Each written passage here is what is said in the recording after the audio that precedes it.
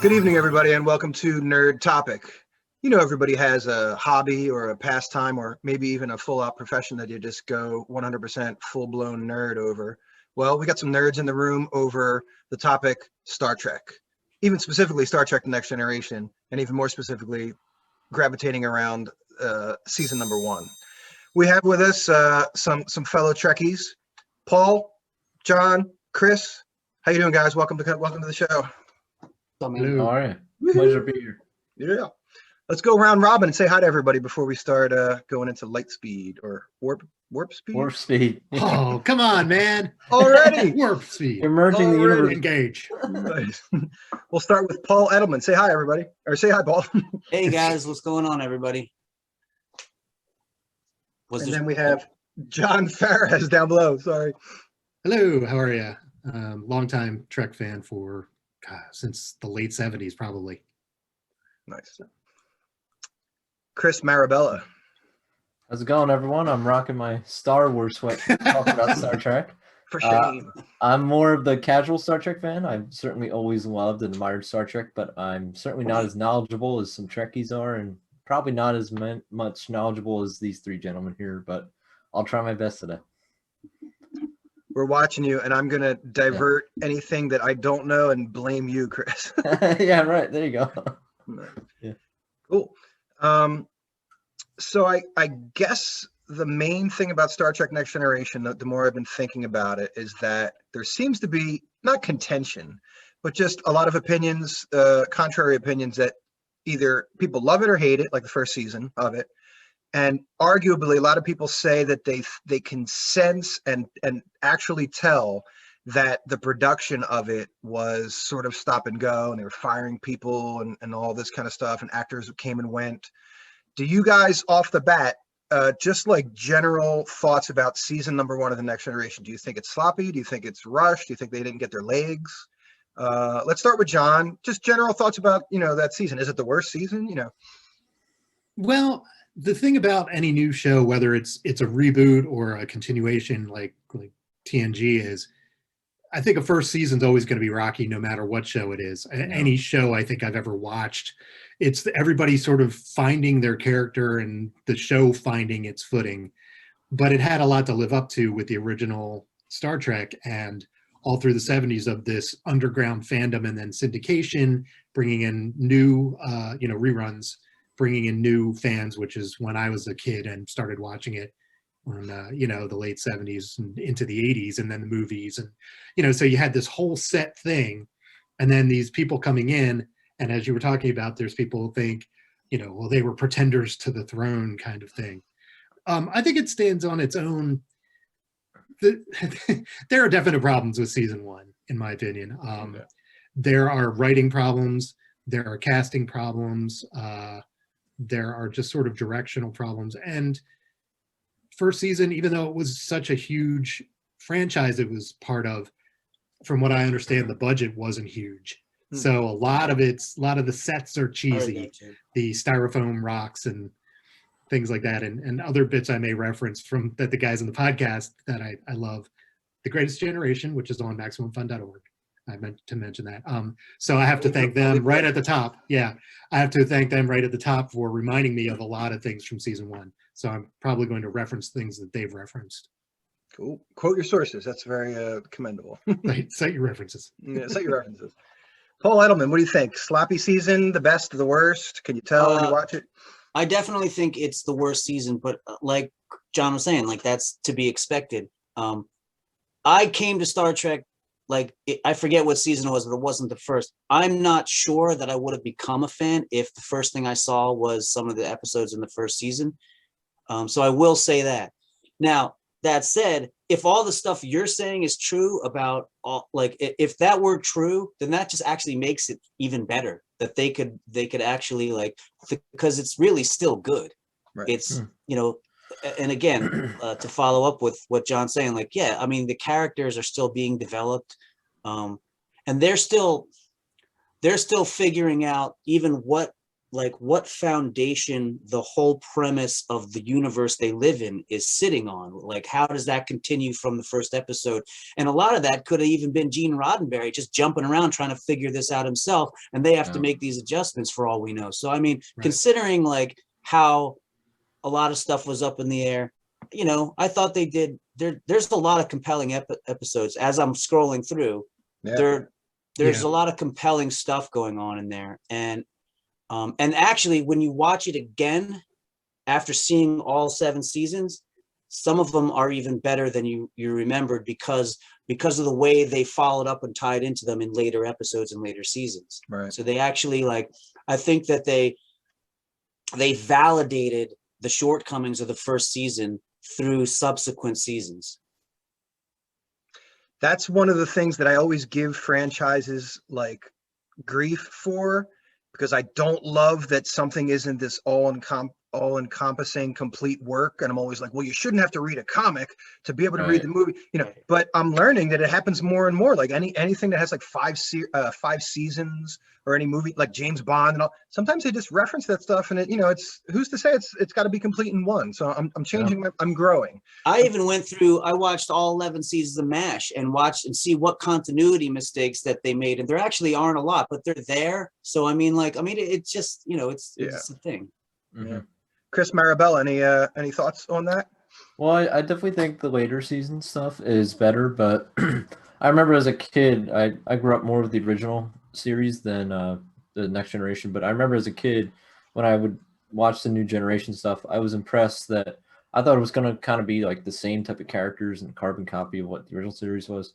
I was most impressed how they took like different characters, like sort of similar, like Data was always sort of similar to Spock, but they made Data different enough because, you know, not just the fact without the emotions and everything, but, you know, they later on they given an emotion chip, so he would have emotions later on, and he would have a little bit different conflict in his life. And I always appreciated, and the first season kind of introduced me to that these characters were going to be different than Kirk, than Spock, than everyone we knew from the other Enterprise, and the first season's like laid that groundwork, and I think the later seasons did a better job with that. But that was the thing, at least for me as a small child watching Next Generation, I was most impressed about just that Roddenberry and everyone involved was able to craft a new story in the Star Trek universe.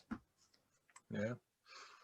So if the season is, whether it's not as bad or better than we thought or perfect, is there an episode within that stands out the most for good or for bad? Like one that is just like shockingly, I don't know, memorable, impressionable? Let's go to John. Skin of Evil. Oh God, Skin of Evil.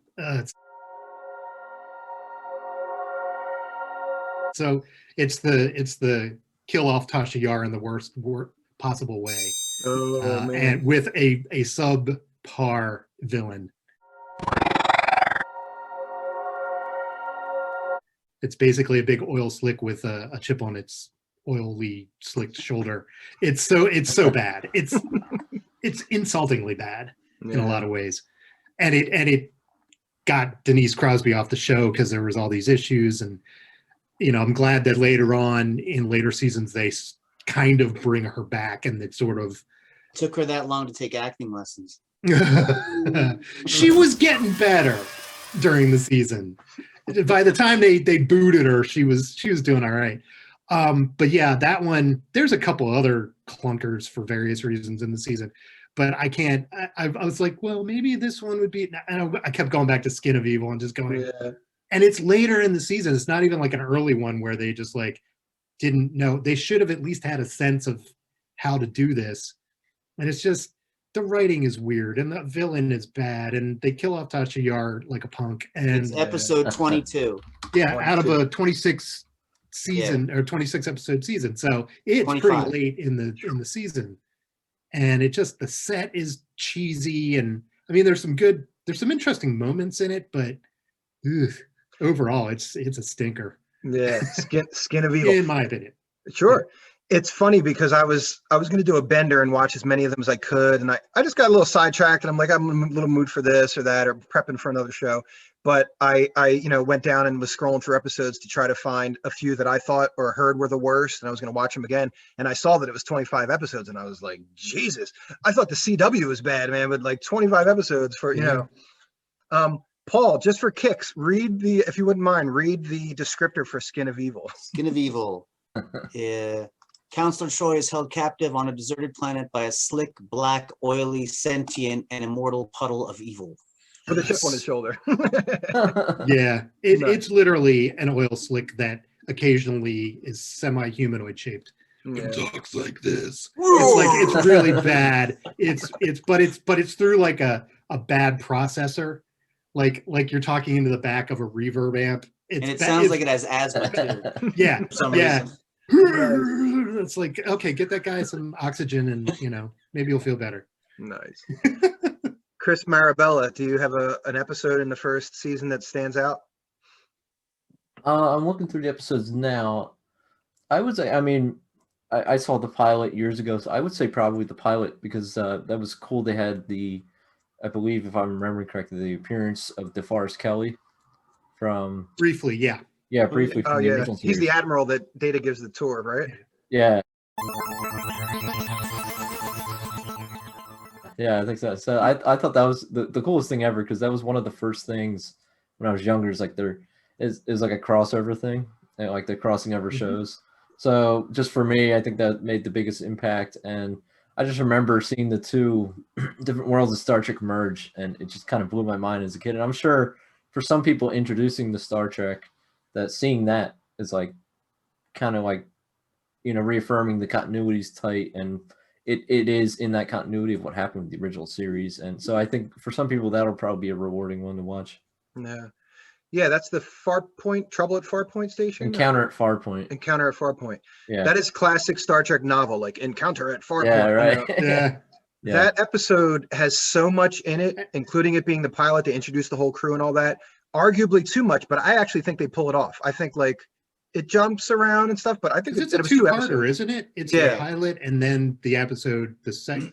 What's the official first episode? This is weird. The first episode of the series is actually the second episode, so it gets weird in that first season count. That always threw me off. I'm like, wait, but so they kind of just sort of say, just consider the pilot part of the first episode because it was two parts. Yeah. I don't know. Yeah. Paul, worst episode or most memorable episode? Well, the episode I like from season 1 is Coming of Age, where Wesley takes his test. I like that a lot because it gets into a character dive without being and still being interesting. And Wesley's always being, kind of it's fun to make fun of the character. And this is one of those episodes where he is the kid, and that's in him, like the show owns that he's still a kid and he's still learning.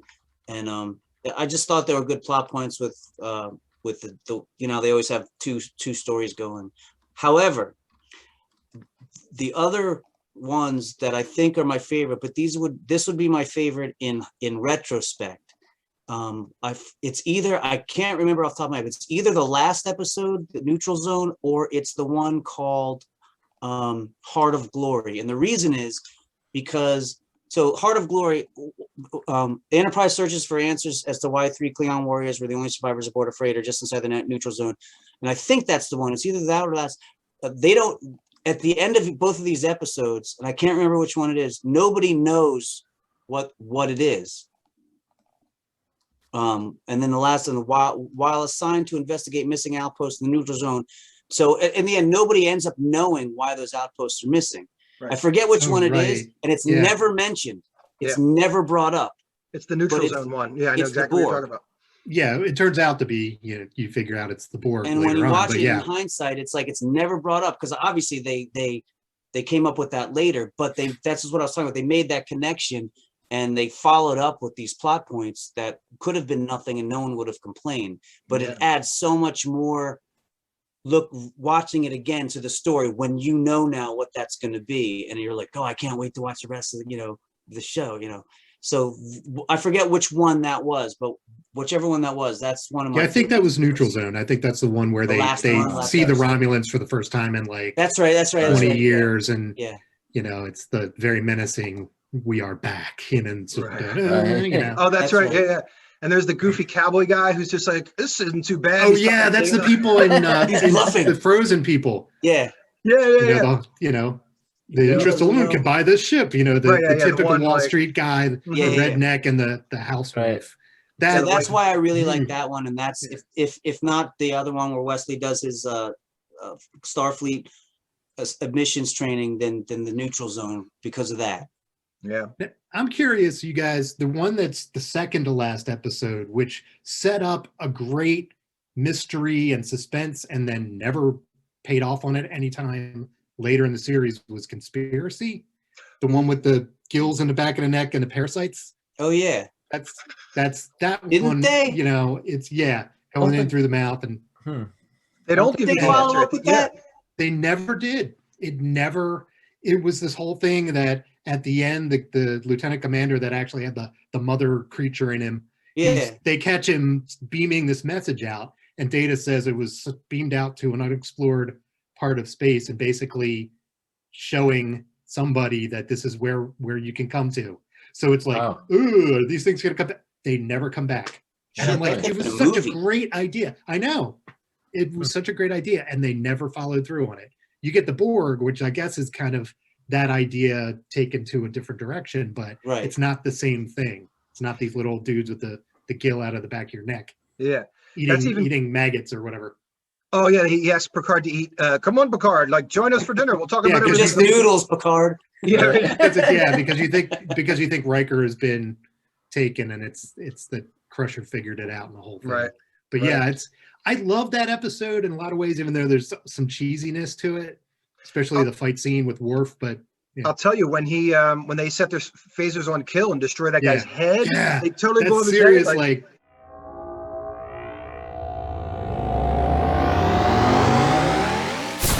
a horror movie. Yeah, that's way different than Star Trek usually is, man. That's Yeah. they went into Oh, yeah. scanners territory, you know. It did.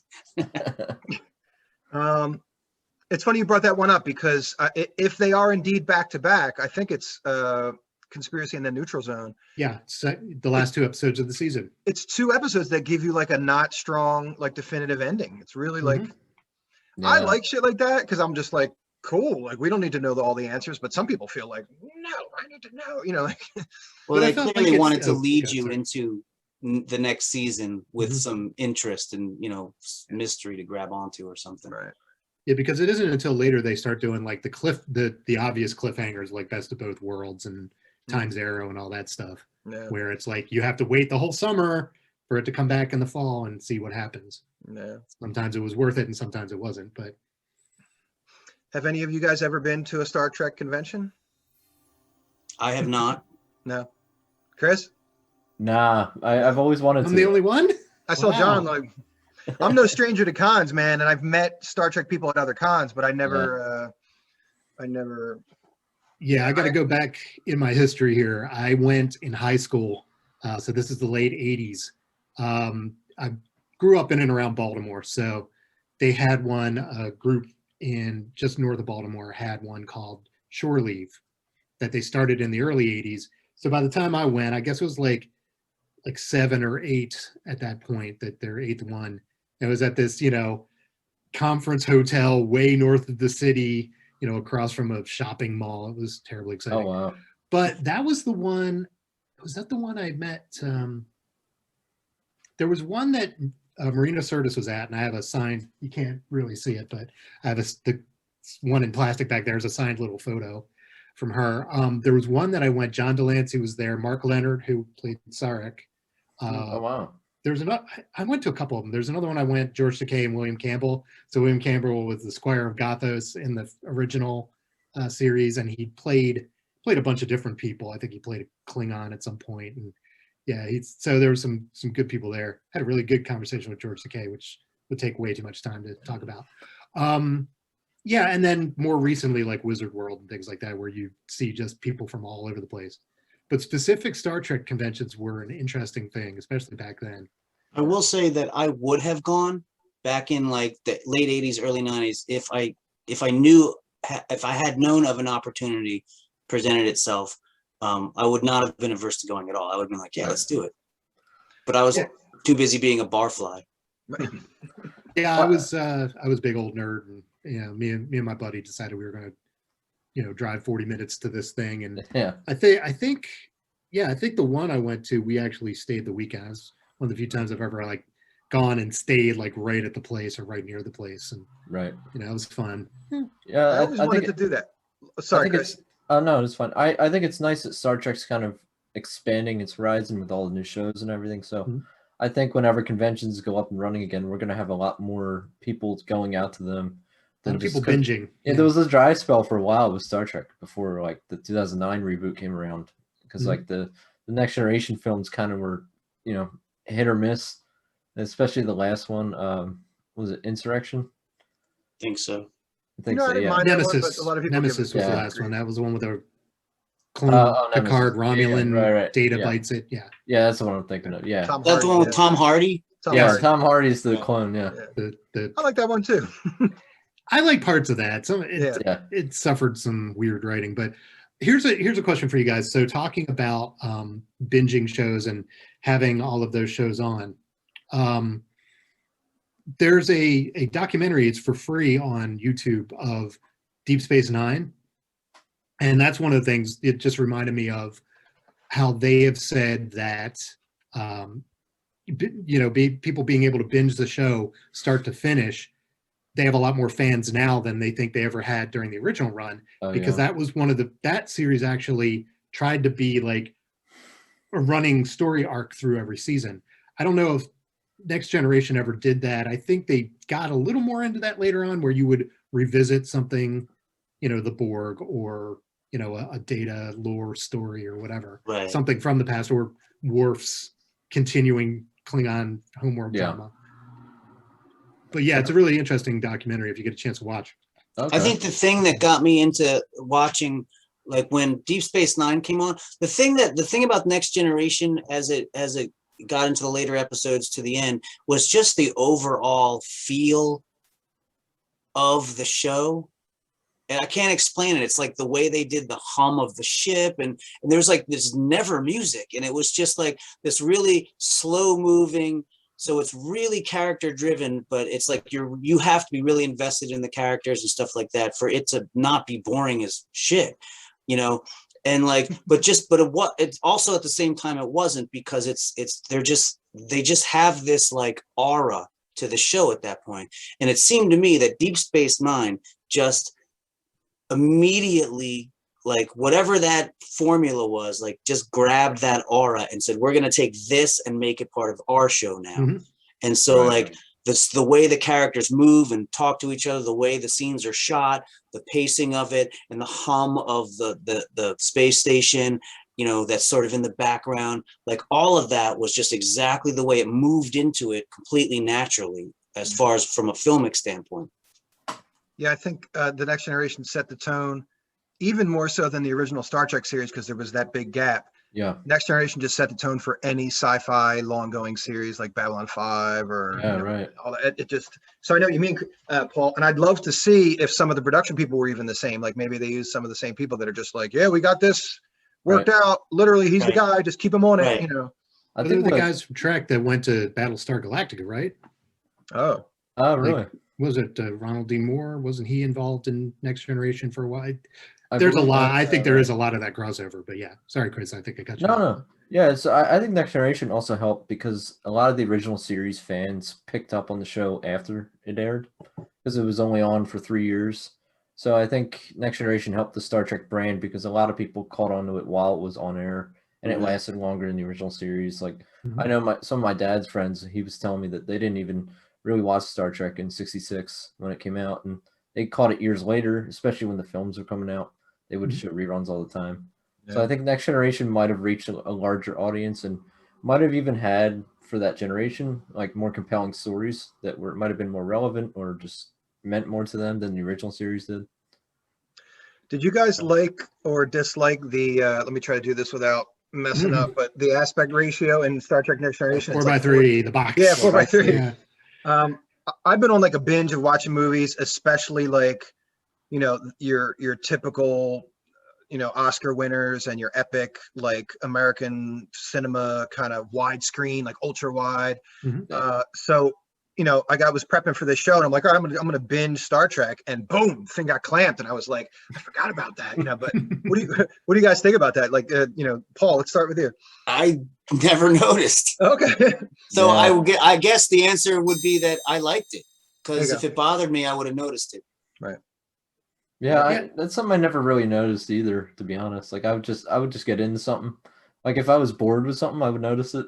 Or Right. if you're not into something, that's when you notice the Yeah. 4:3. But if you're really into it, I never saw an issue. Well, Chris, just watch like let me think about a great one, that like Lawrence of Arabia, and then watch Star Trek Next Generation. Yeah, right. You'll So go different. from like, Yeah, I think if you go between the two things, but I saw it originally on, pretty much that format, so it doesn't Right. bother me. I think the weird thing now, maybe this segues nicely into this, but having them redo a lot of it in HD for, whichever thing that they, platform they're on, Netflix or what have you, Right. and how some things do not translate well into HD from that era. Some of the costuming, some of the props and CGI, and you can see just a little too much of the line where the prosthetic of the hairline is on Picard when he's being aged in that one episode later on. And, it's just, there are things that I can overlook it because I can just kind of, like you said, zone out a little bit or be used to watching it. But there are things that you notice. The 4:3, sometimes that sort of thing you notice. Yeah. So The thing I wonder about is if it was done, because it's a closer crop, right? It's a smaller crop. My guess is they would have done that to help create. In other words, the less you see in the shot, the more imagination you have to use. So therefore, like, you can imagine that world on the ship more because you have to, because less is given to you. And maybe that was the what they were going for. Yeah, Astute observation. It could very well be. that's true. It's also, like you mentioned it earlier, Paul, how character driven the show is, which I think we would all agree. Like every episode, like the one thing about Star Trek is if one of the episodes was specifically about somebody, they didn't just show that character. Whereas like nowadays, like maybe it started with Lost, where like you get the episode all about Hurley and it would only be him and it would just be through his POV the whole time. Star Trek could make an episode about somebody and still, like, the ship's activity is happening, the problem is happening, but it's kind of focused on them. That was like a little segue, but I think that with the cropping really made it very much like tight angle on Picard, just really made it extra dramatic. And a lot of throwing to commercial with the look. It like God, the zoom in and the intense look just a little off camera. Yeah. Oh my God. I think on the Riker bridge is famous was for that. I'm sorry. Did I cut you off? Sorry. But I think on the bridge, actually, now that we're talking about it, I'm thinking about it, it's particularly effective because, like, there's stuff going on, like the security is back there and people are at ops and all this other thing. And even if you don't see it, it's kind of like it's all these little stations of drama that are happening separately. And if more is included in that shot, that might actually be a positive impact to the drama, driving the drama. Yeah. Yeah. There's plenty of shots where you actually see, like, behind whoever's shoulder, like the security station, and they're not doing anything, and it gives you the bridge feel. But maybe maybe that cropping just kind of keeps all the boring stuff, or just people, they're always just at their Well, again, like you see it just enough to know that it exists, and then it's out there. Like, so, if Worf has to do something at security that he's working on, but now that they're showing ops and you're not really going to see it, or it's just in the background, you see half a shoulder, but like, you're aware that it's going on, and it's sort of telling you, it's almost like it's in a way it's more lifelike, because that's how it would be for you. You wouldn't see it, but it's going on. Right. So maybe that, I don't know. And they would play with some of the camera work later on in the series. I know I was watching one recently, maybe it was season 5, and it's Picard sitting at his seat, and they shoot past his arm under Worf Station to see Data at the science station. Ooh, okay. And he's it was really interesting. Hmm. I don't know. I know that when Jonathan Frakes got into directing, he got real fun with like way over the top shots and different things.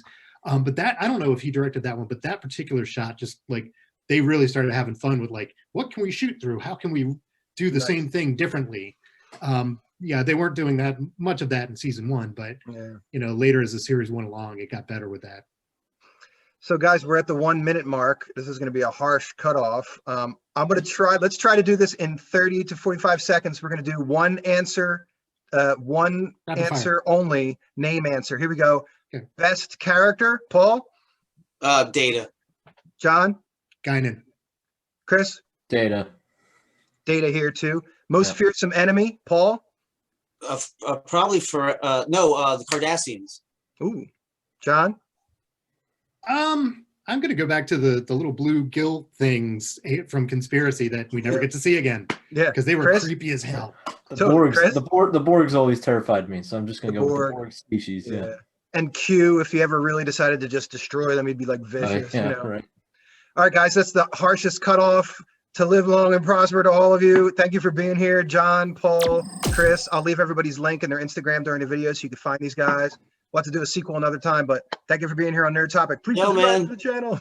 Thank Good you. to meet you guys. Thank And you. good to see you, man. Peace, you Yeah. guys. Nice to meet you, everyone.